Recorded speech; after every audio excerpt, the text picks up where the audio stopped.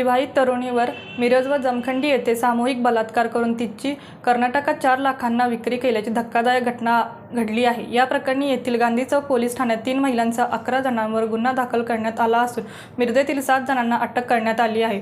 पतीसोबत भांडणानंतर सासर सोडून मिरजेत आलेल्या 23 वर्षीय महिलेवर 5 जणांनी सामूहिक बलात्कार करून तिला लग्नासाठी निर्दयीपणे तिला कर्नाटकात नेऊन 4 लाखात विक्री केल्याचा धक्कादायक प्रकार उघड आलेला आहे। संबंधित खरेदीदार महिलेने तिचा व्यवहार करून परस्पर लग्न लावून दिले।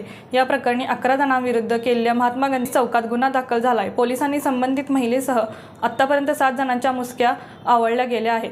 या प्रकरणी मोहम्मद हुसेन, मोहम्मद गौस शेख, अबूदर फारूक जमादार, मोहम्मद साजिद शमशुद्दीन मुल्ला, खालिद मुबारक कोरबू, जुबेर उर्फ कपाला शब्बीर शेख, मोहम्मद गौस उर्फ सरफू शेरखान फकीर, संतोषी बाबू नाशिककर, मोहम्मद फकीर यांना ताब्यात घेण्यात आले आहे। यांच्यासह गंगा आणि मुक्ता नामक 2 महिला, अण्णा नामक 1 व्यक्ती आणि कर्नाटकात लग्न लावून दिलेल्या ब्रातेश, राणा जमखंडी अशा 11 जणांविरुद्ध गुन्हा दाखल केला गेला आहे।